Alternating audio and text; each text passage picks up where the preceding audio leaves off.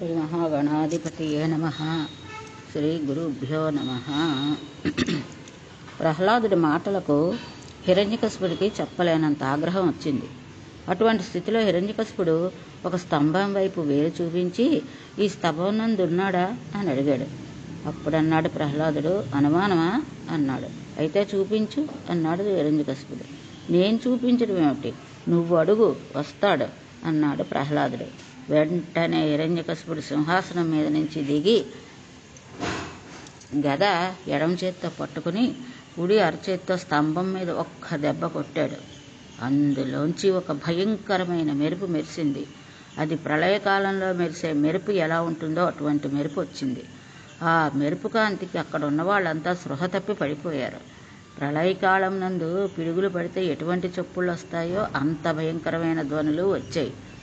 మహానుభావుడు అపారమైన తేజోవంతమైన పాదములకు అలంపబడిన మణిమంజీరాలతో, బలిష్టమైన తొడలతో, గుండ్రని పిక్కలతో అలంకరింపబడిన పట్టు పీతాంబరాలతో, దాని మీద పెట్టబడిన మొలనూలు నుంచి వస్తున్న చిరుగంటల సవ్వడితో, పిడికిలతో పట్టుకోవడానికి వీలైన సన్నని నడుముతో, గుండ్రంగా తిరిగి లోపలికి వెళ్ళిన నాభితో, కఠినమైన శిల వంటి విశాలమైన వక్షస్థలంతో, అనంతమైన బాహువులతో, శంఖ చక్ర గదా పద్మతోరణాలను గండ్రగొడ్డలిని పట్టుకున్నవాడై, చక్కటి పొడుచుకు వచ్చిన చుబుకముతో, గాలికి అలల్లాడే నవపల్లములు ఎలా ఉంటాయో అటువంటి ఎర్రటి అదురుతున్న రోషముతో కూడిన పెదవితో, ముత్యాల వంటి దంతబంతితో, మందర పర్వతం గుహ ఎలా ఉంటుందో అటువంటి నోటితో, నాసికారంధ్రాలతో, తూర్పు కొండ మీద ప్రకాశిస్తున్న 2 సూర్యుల అన్న నేత్రాలతో,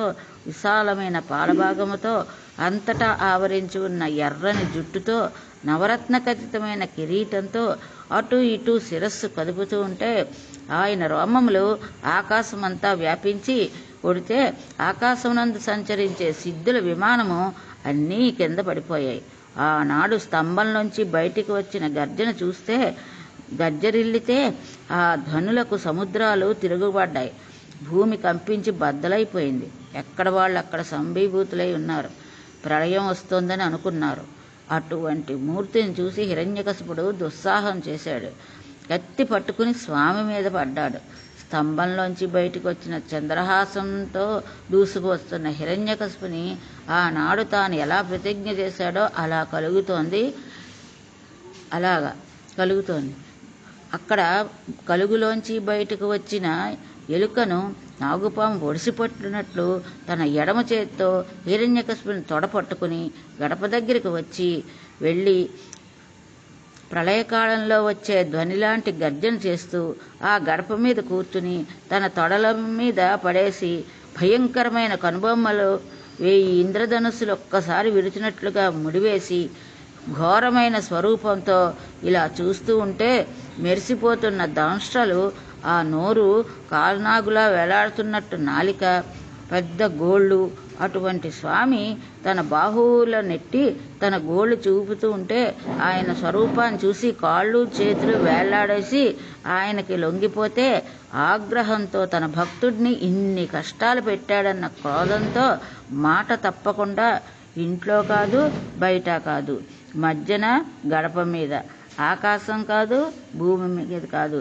తన తొడల మీద అస్త్రము కాదు శస్త్రము కాదు, ప్రాణము ఉన్నది కాదు ప్రాణము లేనిది కాదు, గోళ్ల చేత కింద కాదు పైన కాదు, తొడల మీద మనిషి కాదు జంతువు కాదు, నరసింహ అవతారంలో భయంకరమైన స్వరూపంతో విశేషమైన క్రౌర్యంతో ఆ గోళ్లను పొట్టలోకి దింపి ఛేదించి గండ్రగొడ్డలు పెట్టి ఉరప్పంజరాన్ని బద్దలు కొట్టి హృదయక్షేత్రమును చేతిలో పట్టుకుని గుండె కింద నలిపి ఆ కండలను తెంపి ముక్కలు చేసి తుంపి అవతల పారేసి నెత్తురు తీసి దోసిళ్లతో నోట పోసుకుని పేగులు తీసి మెడలో వేసుకుని ప్రళయగర్జన చేస్తూ నృసింహావతారం నిలబడింది. ఆయన వెళ్ళి సింహాసనం ఎక్కుతూ ఉంటే అసురగణాలు మీద పడ్డాయి. అనేకమైన చేతులు పైకెత్తి ఆయుధాలతో కొన్ని కోట్ల అసురులను అక్కడగా మట్టుపెట్టాడు.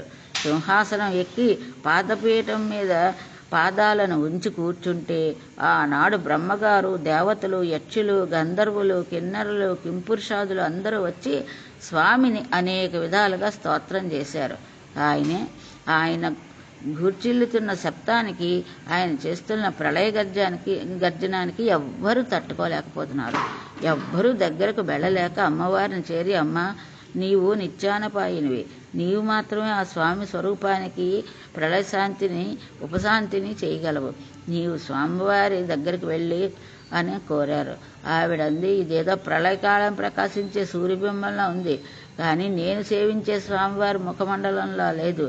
నా స్వామి ఎప్పుడూ నవ్వుతూ ఉండి దయారసంతో కూడిన ముఖం కాదు, ఇది భార్య దగ్గరికి వెళ్ళడానికి సాహసించే మూర్తి కాదు అని అంది. అప్పుడు బ్రహ్మాదులందరూ స్తోత్రం చేశారు. అయినా ఆయన చేసిన గర్జనలు ఆగలేదు. అప్పుడు బ్రహ్మగారు ప్రహ్లాదుని పిలిచిన ఆయన, నరసింహుడు భక్తపరాధీనుడు, నీవు వెళ్ళు అన్నాడు. ప్రహ్లాదుడు వెళ్ళి స్వామి పాదాల దగ్గర చాలా తేలికగా సాష్టాంగం పడిపోయాడు. ఇంతదని చేస్తున్నవాడు ప్రశాంతపడిపోయి పెద్ద చిరునవ్వు చెవి ఆయుష్మాన్ భవ అని ఆశీర్వదించి తల మీద చెయ్యి వేసి 2 చేతులతో పట్టుకుని తీసుకువచ్చి తన తొడ మీద కూర్చోపెట్టుకున్నాడు. నిజంగా ప్రహ్లాదుడు ఏమి అదృష్టం పొందాడండి. ఆనాడు ప్రహ్లాదుడు అన్నాడు, స్వామి నిన్ను బ్రహ్మాదులు స్తోత్రం చేయలేకపోయారు, వేదాలు తాను ఇంకా ఆవిష్కరించలేని బెరంతిరిగాయి. అటువంటి నిన్ను రాక్షస వంశంలో పుట్టిన బాలుడు నేను ఏమి స్తోత్రం చేయగలను? నిన్ను చేరడానికి నేను ఏం తపని చేశాను? యజ్ఞం చేశాను, లేదా క్రతువు చేశాను, ఈ కర్మ చేశాను అంటే నీవు కర్మలకు లొంగిపోయేవాడివి కాదు. ఆ చేసిన కర్మల చేత హృదయక్షేత్రమునందు శుద్ధి ఏర్పడి, వైరాగ్యం ఏర్పడి, ఈశ్వరుని సంతతము ధ్యాననిష్ట ఎందు కొలిచిన వాడెవడో అటువంటి వాడికి లొంగిపోయే స్వరూపం ఉన్నాడు. అటువంటి వాడివి ఇవాళ నా యందు కరుణించావు అన్నాడు. ఆ మాటలకు ప్రసన్నుడైపోయి ఆ రోజు నరసింహస్వామి అన్నారు, ప్రహ్లాద, ఇలా నన్ను మెప్పించిన భక్తులు ఎవరూ లేరు, నీకేం వరం కావాలో కోరుకో అన్నాడు. అప్పుడు ప్రహ్లాదుడు అన్నాడు, అందరూ నీ రూపం చూసి భయపడుతున్నారు, నేను నీ రూపం చూసి భయపడలేదు. నాకు నువ్వెప్పుడూ తండ్రివే. నేను సంసారానికి భయపడతాను, కామక్రోధాలకు భయపడతాను, నేను నాది అనే భావనలకు భయపడతాను. నాకు వరం ఇస్తానని నన్ను మరల మభ్యపెట్టాలని చూస్తున్నావా తండ్రి? నాకే వరాలు వద్దు. సంతతము నీ పాదాంబుజ సేవ కటాక్షించు, నీ నామం చెప్పుకునే అదృష్టాన్ని కటాక్షించు, నీ కథలు వినే అదృష్టాన్ని కటాక్షించు, నాకు ఇంకేమీ వద్దు అన్నాడు. అప్పుడు స్వామి, అసలు నీలాంటి భక్తుడు ఎక్కడ ఉన్నాడ్రా? నిన్ను చూసి పొంగిపోతున్నాను. నీవు ఏదో ఒకటి అడగకపోతే నాకు తృప్తి ఉండదు, నా తృప్తి కోసమైనా ఒకటి అడగవలసిందన్నాడు. అప్పుడు ప్రహ్లాదుడు, ఎంత కాదన్నా హిరణ్యకశిపుడు నా తండ్రి అజ్ఞాని.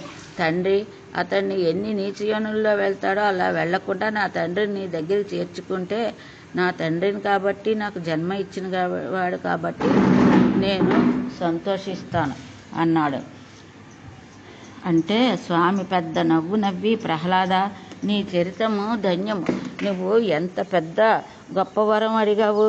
ఏనాడు నీ తండ్రి నేను కూరలు విప్పి పళ్ళు చూపిస్తూ గోళ్ళు అతని కడుపుపై నుంచి నా నేత్రంతో చూస్తూ ఉంటే అతి దగ్గరగా మహర్షులు, మునీంద్రులు కూడా చూడని నా రూపాన్ని తేజోహీనుడు అలా చూస్తూ ప్రాణాలను వదిలాడో అప్పుడే నా దగ్గరికి అయిపోయాడు. అందుకని నీవు నీ తండ్రి గురించి ఎప్పుడూ బెంగపెట్టుకోవద్దు, రాజ్యపాలన చేసి వంశాన్ని వృద్ధికి తెచ్చుకో అని స్వామివారు అన్నారు. మనందరికీ గొప్ప వరాలను కటాక్షించారు. అదే మనందరం కూడా తప్పకుండా స్మరించవలసిన పదం. శ్రీరమణీయమైన నరసింహ విహారము, నింద శత్రు సంహారము, పుణ్య భాగవతుడైన నిశాచరనాథ పుత్రా సంచారము, ఎవ్వడైనా సువిచారత విన్న పఠించినన్ శుభకార్యం తోడనే భయము కల్గని లోకము చెందురు భూవరదా. ఈ ప్రహ్లాదోపాఖ్యానాన్ని ఎవరు పరమభక్తి శ్రద్ధలతో చేతులు కైమోర్చి ఈశ్వరుడు ఉన్నాడు అని పూనికతో వింటున్నారో, ఉగ్ర నరసింహమూర్తి అయి తన భక్తులను బాధపెట్టిన వాడి పట్ల కోపం తెచ్చుకున్న స్వామి మూర్తి వర్ణనం వింటున్నారో, మళ్ళీ భక్తుడు చేసిన స్తోత్రాన్ని ప్రసన్నుడై మూర్తి కథను విన్నారో, అటువంటి వారికి ఇంకా యమధర్మరాజు దర్శనం ఉండదు. వారికి ఇక్కడే నేను భక్తి, కర్మ, వైరాగ్యాన్ని, జ్ఞానాన్ని ఇచ్చి, జ్ఞానం వల్ల మోక్షాన్ని ఇచ్చి వారందరినీ తరింపచేస్తానని అభయం ఇచ్చారు. ఇది ప్రహ్లాదోపాఖ్యానం అంటే.